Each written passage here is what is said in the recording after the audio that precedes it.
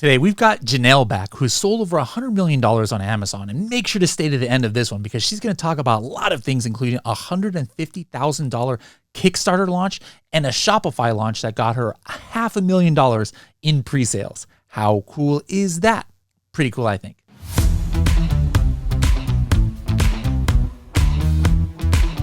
Hey guys, heads up. Kevin King is the new host of the AM/PM podcast. So if you love Amazon strategy, make sure to subscribe to it. Whatever you're listening to this podcast on, take a listen to AM/PM podcast just by searching for it on that platform. Hello, everybody, and welcome to another episode of the Serious Sellers Podcast by Helium 10. I am your host, Bradley Sutton, and this is the show that's a completely BS-free, unscripted, and unrehearsed organic conversation about serious strategies or serious sellers of any level in the e-commerce world.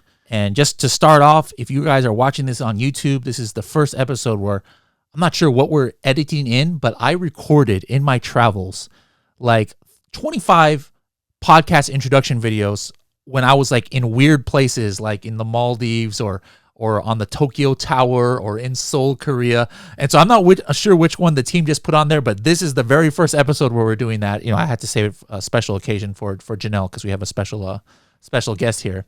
But anyways, Janelle, it's great to have you back on the podcast. How's it going? Super good. It's good to be here with you, Bradley, world traveler. It's nice when you're home long enough to do a podcast episode with me. Well, hey, even if I was traveling, like I would have recorded this because you are one of our priority guests here. Like the information you bring whenever you're on the podcast.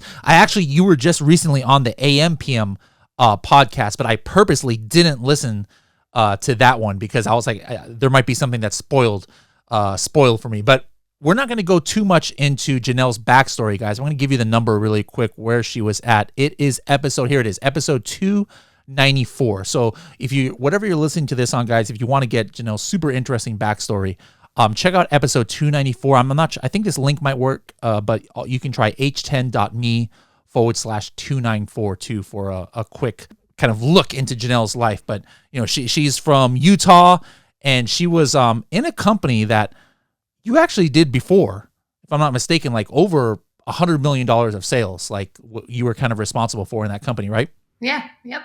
That's the truth. Now, you are not current, like, did that company get sold or you moved on to new endeavors, or catch me up a little bit in the last year? What happened there? We were going public in July, and literally the night before, everyone was flying out to New York. In fact, I think the executive team had already landed. We were all excited, and that was when I was exiting. I had made it well known when we went public I would be exiting. I've been building the team for that to happen.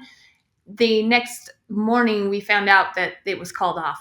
And never an explanation of why it didn't go public. I mean, we all have our theories. And so, yeah, I've spent another few months there. And then it was kind of like, what am I doing here? You know, I'm not a corporate girl. I've been saying that forever. I joined this private equity group to help them grow their Amazon and their D2C efforts. And it was a huge success. And I was super excited for the exit. It's kind of anticlimactic because it didn't end up happening. And then it was just, we agreed that I could keep my, equity in the company and go and pursue my passions, which is, you know, my own stuff that I'm doing, launching and selling brands, back to being like a full-time entrepreneur, which has been phenomenal. And yet I still get hopefully the upside when the goal I think still is they will go public or they will, you know, sell or do something. So That's kind of quite a story. Like the night before, that's quite of quite a change. It was like, that's why I always tell people, don't count your eggs before they hatch, kind of thing. Because yeah, you know, we were all really excited and celebrating, and then it was like, oh, what? So now one thing I've been wanting to talk to you about for months, when I swear I saw a message from you on LinkedIn or Facebook or something, where you had like a crazy Kickstarter launch, this year or last year or something like that on one of your products. Was that you? Please tell me that was you and I'm not confusing with somebody. Yep, we did. I did my first Kickstarter. I've been wanting to do one. You know, you hear all these awesome stories about Kickstarter and funding, and I was like, yeah, I got to do one of those. So it was awesome. My goal was to do 6 figures because that's something that like less than 1% of the people who do a Kickstarter hit, and I didn't know what to expect. And the product that we are launching was a motorcycle detailer. It's called the Fast Detailer and One Moto. You can go to Kickstarter and still see it there. It's now obviously being sold on the Shopify site, and we just barely launched on Amazon, almost 2 weeks ago. So that's been fun, and it's doing awesome. But anyhow, well, can you take it back a little bit? Like, yeah. what gave you the idea to do that? Or was it like, hey, I know this is not something that there's necessarily demand for, that's why I need to start on Kickstarter? Or was it a matter of, you know what, I don't want to have to fund this? Like what was even the thought process that brought you to Kickstarter? Totally. Okay. So actually it was a $1 billion seller summit with Kevin King. He had one of the guest speakers there was talking about Kickstarter and how he uses it to fund all of his product launches. And I thought, that's kind of a good idea. I knew nothing about Kickstarter, but he talked about the algorithm on Kickstarter, which obviously makes sense to you and I and any of these sellers out here that follow us, because Amazon's algorithm, we learned how to game it and how to give it what it wants, or tickle the underbelly of the A9 algorithm, as some would say. And it was like, oh my gosh, no duh. I never. I gotta remember that phrase. Right there. Tickle the belly of the A9 algorithm. I love it. Yes, I think I stole that from Ben Cummings, a fast tracker, a long time ago. So I can't take credit for it, but I always liked that. Yeah. But anyhow, I was like, you know what? On Kickstarter, this idea that there was this underlying algorithm that if I just basically caught the trending page, then I could blow up and catch all the organic traffic. It just made sense. I was like, well, no duh. I can win this game. And so I knew that I had an audience with my partner, Sean. He's got a channel called Bikes and Beards. If you're into motorcycles, you will know the channel. It's the biggest motorcycle channel. It's rad. And I love motorcycles. So, I can get into the backstory on how we created the product, but I'll just start with the idea with Kickstarter. When I heard that, a light bulb went off and I thought, I can take my traffic that I have from my audience, I can drive them to Kickstarter. And if I hit that trending page, there are a bunch of, people who live on Kickstarter. They live on these sourcing platforms, and they're always just there trying to see what's new. And I thought, wow, I could see, let's maybe hope for a 10 or 20 or 30% lift. I didn't know what to expect because I'd never done a Kickstarter, but that's what I wanted to figure out. How viable was this method? Because you hear people talking about it all the time. Oh, you hit trending page, you're going to go viral, blah, blah, blah.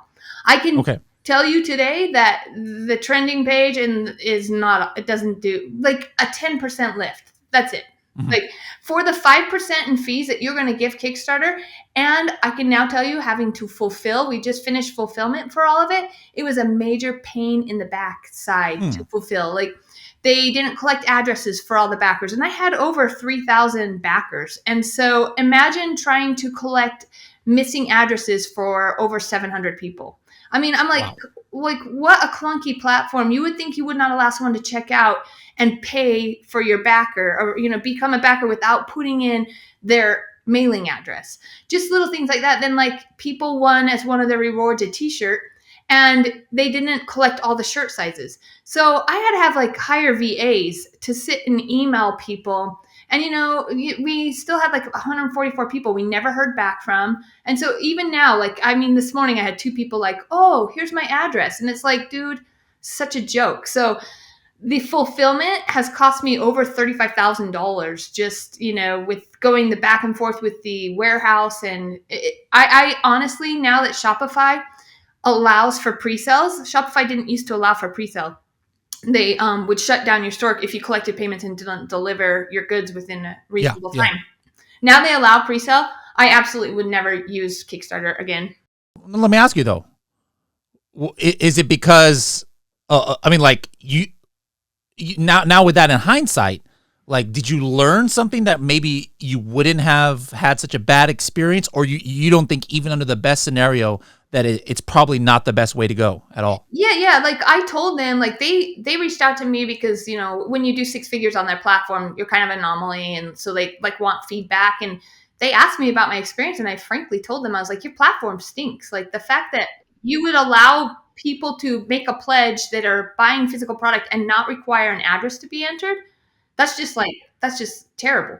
And then they have at the end, you have a backer survey where you can actually send questionnaires and have people, if they purchase t-shirts, get their sizes.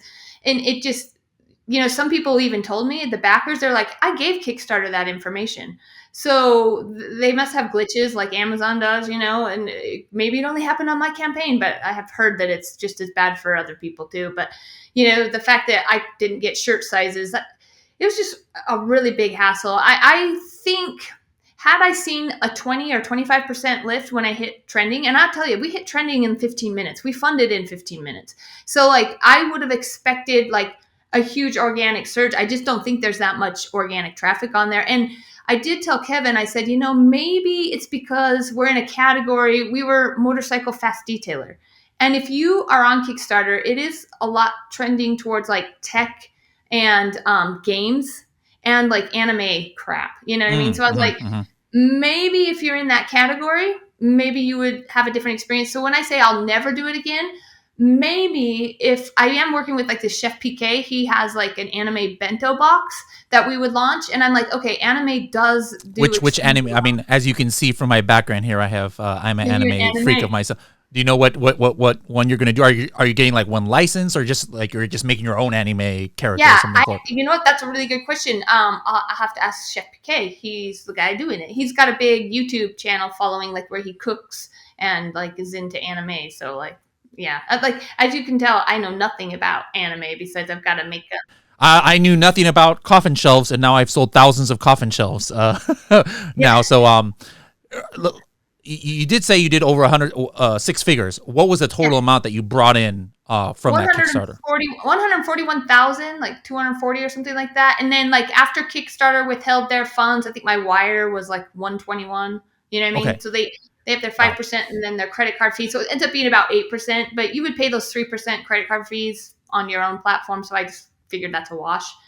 So is there anything like to me, I'm not sure, maybe you can tell me, but to me, the biggest issue with what you went through is probably that address thing, because I know it's a hassle to, I still do fulfill my merchant even on Amazon for some things. And I do eBay and I do Etsy where I'm fulfilling, and like, that is a problem. Like when they don't have the right address or you can't even verify and stuff.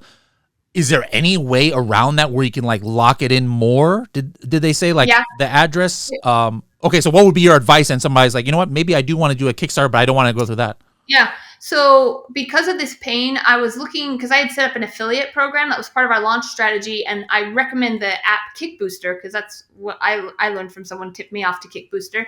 And Kickbooster like allows you kind of like a refersion, if anyone is used to that, or referral candy on Shopify. Very similar. You can have affiliate codes. You can drive more traffic to your Kickstarter.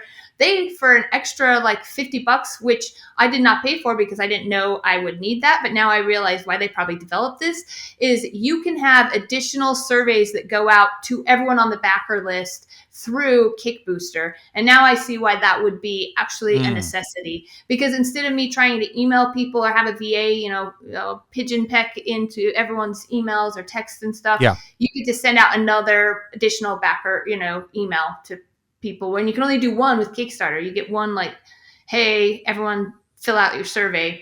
You could keep reaching out with Kickbooster and automate it. Okay. Now who, let's say somebody does look more into details and gets a lot of the issues that others have, fixed.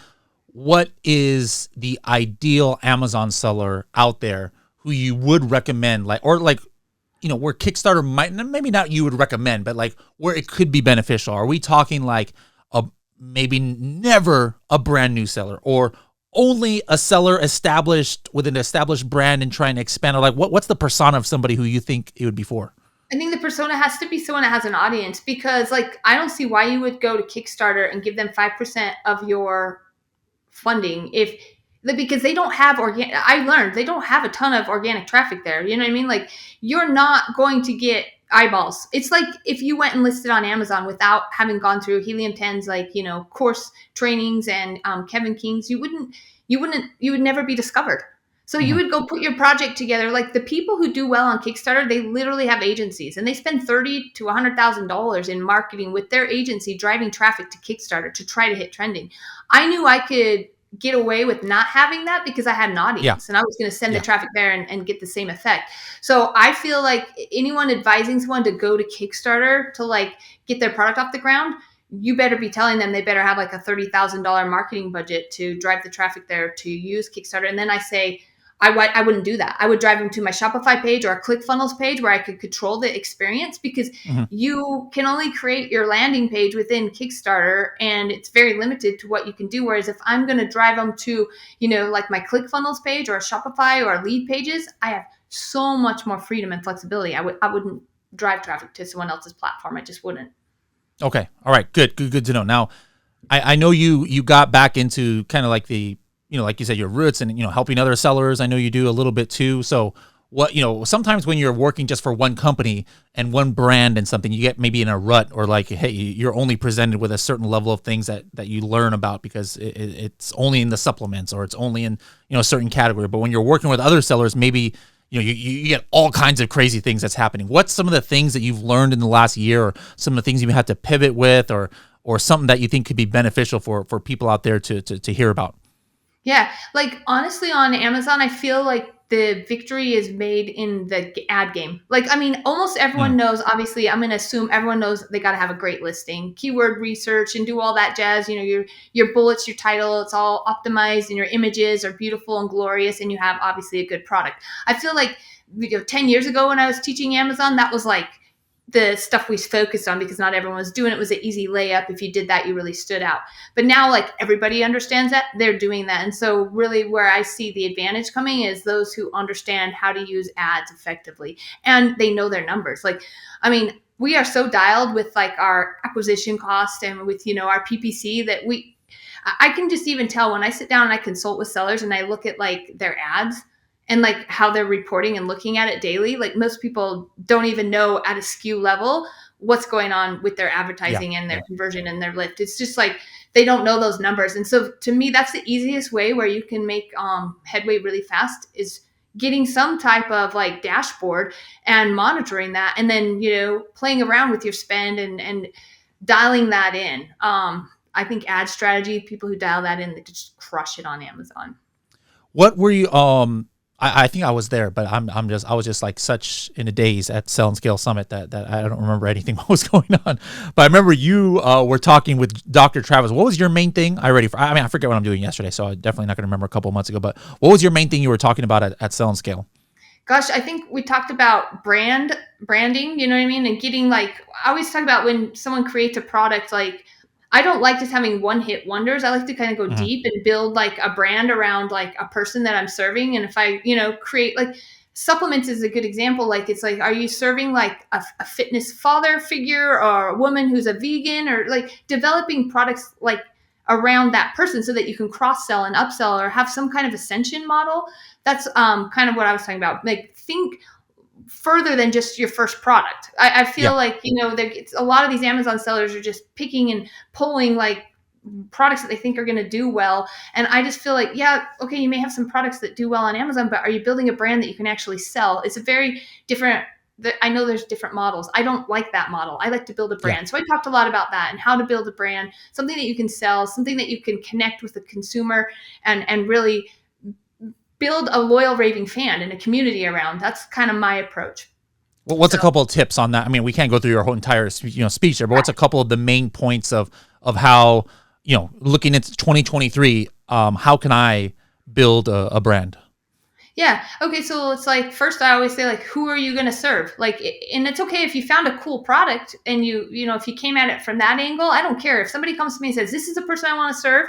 We start there. Or if they say, here's the product, then I'm like, okay, what would be the logical next product that you would launch for the person that's going to buy that first product? You can start either place, right? But I just want you to be thinking about, like, if I'm going to start, I can use an example like Matt's Off-Road Recovery. He does recoveries. He's rescuing people out in the sand dunes of, southern Utah. Obviously, the perfect product for him was a recovery rope. It's a kinetic rope, and he uses it every day in his job. And it was like, okay, well then what's the next logical product for his fan base? These are people that go out and like they do ATVs and they're like super insane about having a really great time. And it's like, okay, well, most of them they want a recovery rope, but they're also using these big straps to like tie down their ATVs. So it was like, now we knew that was like going to be a second product. And then it was like, oh, you know what? An emergency like toolkit in their car, their truck, that they're pulling. And so we just have like this idea of where we're going with our next products. Like, we're just doing a solar flashlight right now for him that, Mhm. it's going to be our next, the hybrid light. We're also working on right now, like his work gloves, I've got those that are going to launch. So it's always just be thinking of like this avatar that's like super into building their own, they're into building their own vehicles and like playing hard with like the toys that they build. And so I have a really great idea of every product that I want to launch next. And I'm already putting together a first aid kit, because when you're out ATVing, and you split your head on the row bar, like you've got your cool, first aid kit that's going to be in the ATV with you. So I just kind of tell people like to be thinking of that as they build out. And I could do that. I could jam with anyone. Like, you tell me your brand. And I remember it wasn't too long ago, and she may be listening, a client came to me and she had a bidet, and she had this whole product line that there was a bidet, and then there was like this other product. I can't remember them all now, but they were all over the place. And I was like, you don't even have the benefit of cross-selling. Like, you don't really have a brand. Like, and then I was like, let's just pick one of your products. Like, she had a bestseller badge, and I was like, go with that product now. And what would be the next logical product that you would sell someone that buys this bidet? And then we were able to build out an action plan for her to build out a product line. Because that's the easiest, like, acquiring a customer is the hardest work you're ever going to do. The easiest thing is to sell them something else that they want and need. They already like and trust you, and they know like and trust you. They bought one thing. Like, let's ascend them and let's make them a brand loyal consumer, And with the brands I work with now, and I have some that I have ownership interest in, and I don't want to talk about all of those right now, but that's my goal, is like, let's take a core product, a hero or flagship product, and then let's build out our next, ascension level. Let's have our next complementary products. Okay. Interesting. Now, last time, I don't remember the details, but I remember you were talking about some of your strategies for reviews. Now, would it be safe to say that it's 100% the same now in end of 2022 as it was in 2021 when you said it? Or do you have new things that you think you're doing now in order to make sure that you get a lot of reviews? Yeah, I'm pretty like, I'm totally white hat. Like, I never do anything that would risk, getting you in trouble, unless people think that like having an insert is risky. I don't think an insert's risky. I don't ask for reviews in my insert, but my whole thesis is like, I start with an incredible product and an incredible customer experience. Like, and I'm talking about knock their socks off incredible, because it takes a lot for someone to leave a review if they're not mad. Like, everybody expects a good experience when they're buying from you. So you have to go above and beyond. Like, so I like to have prizes inside. I always use the example of when I was a kid. I remember going to the grocery store and I would beg my mom for the cereal that had the prize inside. And it was usually the expensive one. And we always bought like the Kroger brand or like the Walmart brand or whatever. And they didn't have prizes inside.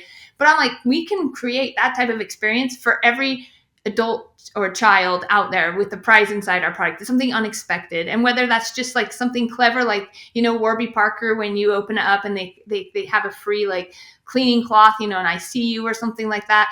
That's just something they weren't expecting. That's fun. You can do it with your packaging. You can do it with a free gimme offer on the back. Or I'm trying to think, like with one of the brands, we send an insert that gives them a free, like, we always have a giveaway going on our website, and that landing page is static, but we change out, to make it fun, and it's a QR code, and they go there, and it's just something that like makes them be like, this brand's cool, and we have cool ads, and like, we're cool, and everybody wants to be a part of the cool club. So just create a community and build that. All right, going back a little bit to PPC, like one thing that's crazy nowadays that everybody, you can complain about it, you could say what you want about it, but it is what it is.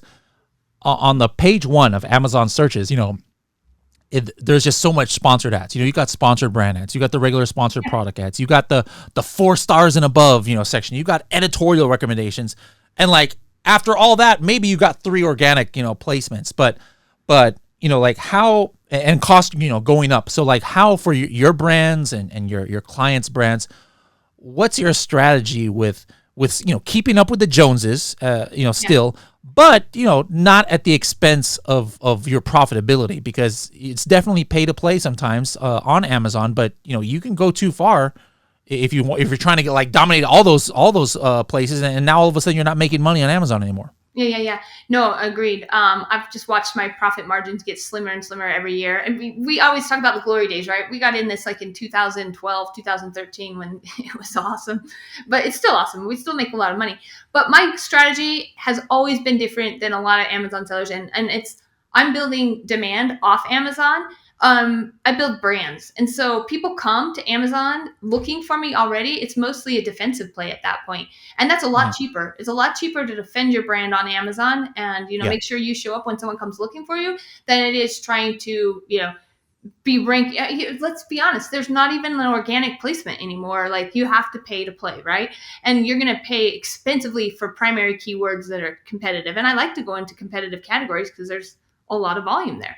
But I'd rather go at it as creating incredible ads on TikTok, Snap, Facebook, YouTube, and then everybody seeing me, Instagram, coming to Amazon and buying. And then they're doing, branded search. And here I am. And I'm totally defending my brand. Strategies, let's say, hey, I'm doing these strategies for PPC. I'm getting good review velocity. I'm bringing in these reviews. I'm building my brand. I'm doing these things you're talking about. But sellers nowadays are getting more and more sophisticated. Thanks to tools like Helium 10. Obviously Helium 10 is not powering every single top seller out there. There's people who may not have heard of Helium 10 and not using tools. Believe me, they do exist. You'd be surprised. You think everybody's using Helium 10 these days, but it takes competition regardless of how you look at it. I'm not just talking about sellers from China or things like that. Like American sellers, European sellers, everybody's getting better at what they're doing. So, for 2023, I hate doing those. What's your prediction? Kind of things like, who really knows? But instead of it being your prediction, like, what is your strategy in 2023 to just make sure that you're staying ahead of the game? Just overall, like we talked about, some of the main buckets here, but are there maybe micro strategies or something new that, we haven't heard about that you're planning to do? Yeah, I mean, that's a really good question. I do want to talk about why I think everything's competitive and harder, and it gets more difficult. It's because there's so much awesome information out there for free now. You know what I mean? It's like, I even watch, like, I still play basketball, but I look at the kids that are, when I was playing in high school, they're so much better. And I'm like, it's because, like, they can get on YouTube and watch these drills that we never even knew about doing, like to increase speed and agility. And you know what I'm saying? Like, same thing, like, think of how much good content Helium 10 puts out to teach sellers how to crush it on Amazon. Like this podcast, the fact that this is free, you know what I mean? Like, I usually will charge $1,000 an hour to tell people how to increase, their Amazon sales. And like, people are getting this for free. That's why it is so competitive. It's not just in this space, it is in every space. That the information is so readily available and people can access it. And if they implement, they're going to crush it. So what am I going to do in 2023? Well, always the fundamentals, right? We got to have the great listings. We got to be having, great customer service. So like, you have to always do the fundamentals. And I think it's when people stop doing the fundamentals that their game starts to slip. And that's in sports, that's in business, that's in life. Okay. So strong fundamentals. But I think what I've been saying is that whole brand, like we really, where we're getting the most traction is building community. People want to belong. And that's what the internet has done.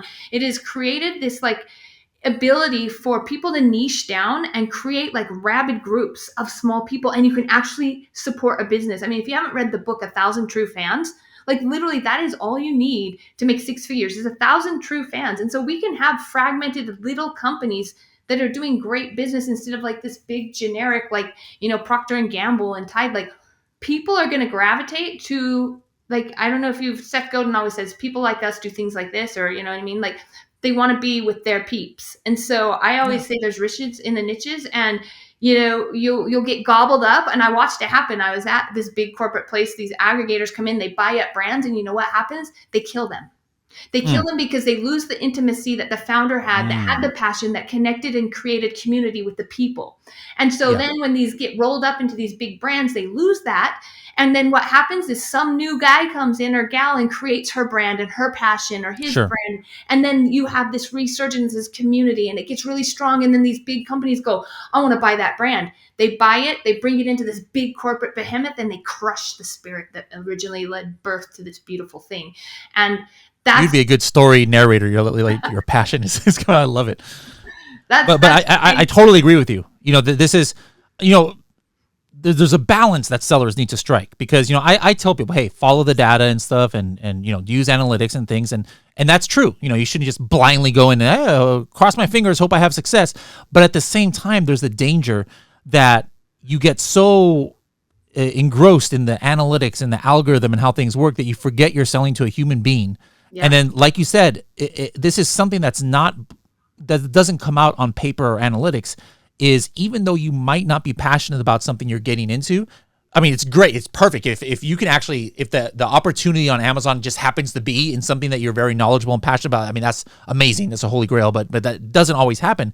Like I could care less about coffin shelves or egg trays that we started selling, but you better believe that I became passionate about it. And I was like, hey, I got to get motivated, because if you're just in this cycle where the whole Amazon process is just, some cog in a system and it's on autopilot, you're not going to innovate. You're not, the people who are passionate about what they're selling in your niche. And I trust me, guys, I guarantee whatever niche on Amazon there's at least a few sellers who this is their livelihood and this is what they're passionate about.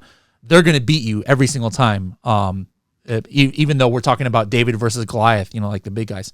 Go ahead and continue with what you were saying. I agree. No, it's 100%. Because I was like, when you launched the coffin shelves, like that, there is a person that decorates with coffins outside of Halloween. You know what I mean? And that person, like, what is that next thing that person who buys that coffin shelf would absolutely 100% buy? And that's what I'm telling sellers. Like, think of that. Don't go chase into your, helium 10 tool and find some other thing that's selling where that it's going to be totally disparate and you can't link it together. Like, go take the coffin idea, think of your avatar, use the helium 10 tools to like verify that there is demand. But I wouldn't even care if there was no demand. I know that somebody already bought that coffin shelf, and there's a person, an avatar that loves this coffin shelf, and this thing will be sold to that person. And I'm building that brand and awareness around that. I mean, right now, like if you think about innovative products that take off, like the Gleam, that they invented this thing that like removes hair. It's like almost like a kind of like a pumice stone. It's kind of, I think it's called Gleam. They're all over Instagram and TikTok, like blew up, right? And now there's a category on Amazon that's blowing up for like these hair removers that are like kind of stones. And it's like, okay, a lot of the beauty brands are entering that space, and they'll do well because Bleem came in and created this surge, just like Glamnetic. We did that with our magnetic lashes. We created this category, right? And so it's like, you need to be thinking of that next thing. And if you are always just jumping on a bandwagon, I'm sorry, you're not going to enjoy the blow up of that. Like, the person who invented it. And then we're off to something else, thinking of what's going to be that next big thing. And that's what excites me. And that's why, the tools are awesome. They do help us, but also the ingenuity in the head of somebody who says like, this can be a thing. I will make this for this person. There's not always going to be data there. Right. I'm sorry. Yeah, absolutely. Go make it. Now, you've been talking about different strategies. So I wanted to do like we did last time. You gave us a 30-second tip. It was probably like a minute or two, which is totally fine. But it was about tribal. You were talking about tribal marketing. It was from a book, and I'm just looking here at my notes. It's like what that Primal was. Primal Branding, really good book. Primal Branding, there it is. Okay, Primal Branding, about a book, and so that was interesting. What you talked about there, but what now it's a nice time of the year coming up to the end of this year. What would be your 30-second, 1 minute, 2 minute tip for Amazon sellers out there that you haven't mentioned already today? Gosh, yeah. Gee, what haven't I mentioned? I just literally did a consult with someone that did not have an Ascension model or an insert. And I was just like, wow, like you're literally telling me that you have gone to the effort of creating a listing on Amazon, establishing like your hot dog stand and selling stuff, and you have nothing else to give this person to like ensure that they come back and buy from you. Like, you're mailing out your package or sending it to FBA, and that's it. Like, you're going to pay again to acquire them, or you have no like model to drive them to your Shopify store. It just blew my mind that there was still someone in the universe that didn't have the forward thinking of what the next step was for this customer's journey. And so, there's probably people listening to this podcast. I'm not trying to be derogatory. I'm trying to be like, guys, literally, like, this is your lowest hanging fruit.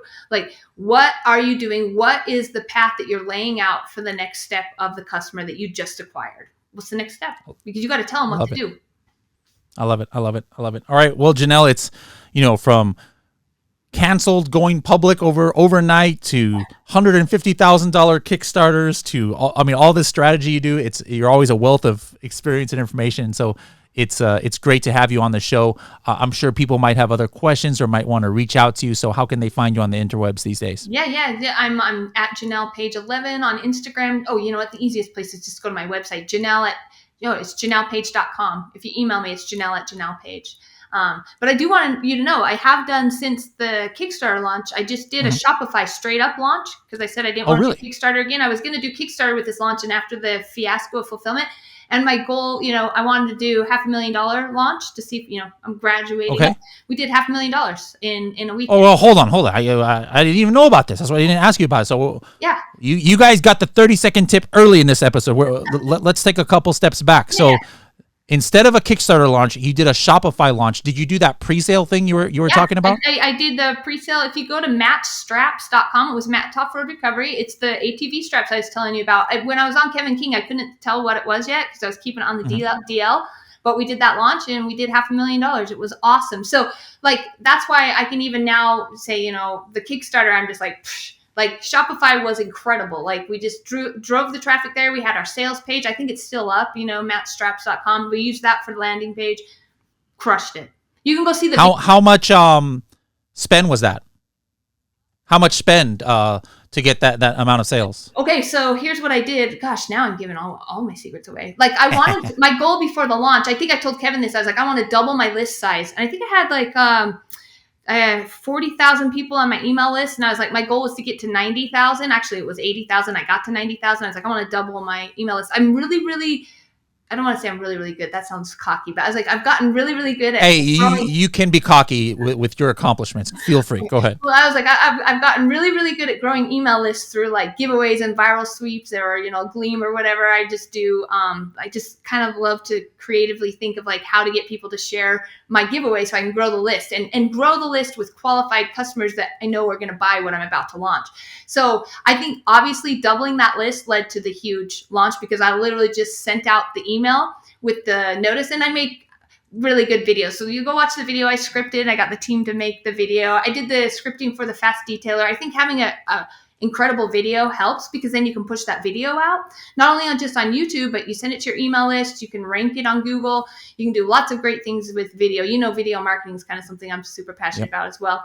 So we drove a ton of traffic to the website. We did a live stream, just keeping people excited about the launch. And if you go watch the video, after you watch that video, you're like, I got to have these. Matt did a great job executing on what I told him to do. So it was really exciting. So I think if everyone here goes and just check out the landing pages for Fast Detailer and Matt Straps. I've got another launch that we're doing on December 8th with a YouTuber. We're launching. I'm really excited about this brand. We've been working on it for almost 8 months. It's a very high-end gaming brand for professional gamers, but it's kind of going to be like the Michael Jordan, the Air Jordans of basketball shoes. Like think about this for like gamers, like mice, headsets, like it's gonna like go head to toe and crush like Razer. It's gonna be, if you're a gamer, you're gonna love it. So I don't even want to leak the name, but I'll come back on and tell you after it launches so you can see that landing page. But that's going live on December 8th, and I'll let you know how that one goes.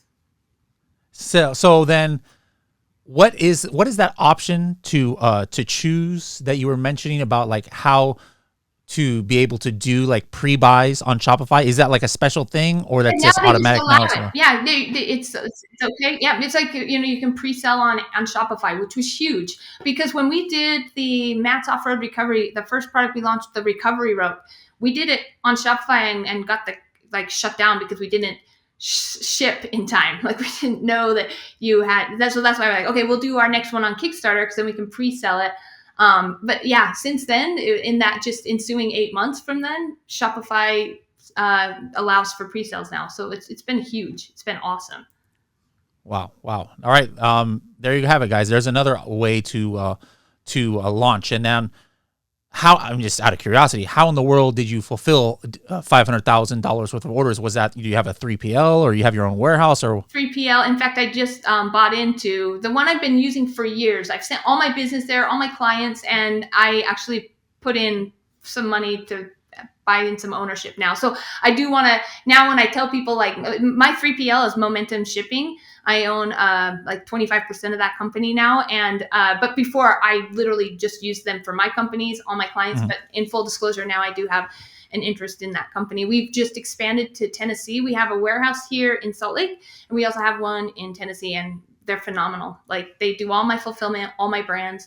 And, if you are looking for a good 3PL, I don't know how we don't work with everybody, but you could check them out. I don't do the sales process there, but I'll take good care of you if you ping me and you need someone good. Awesome.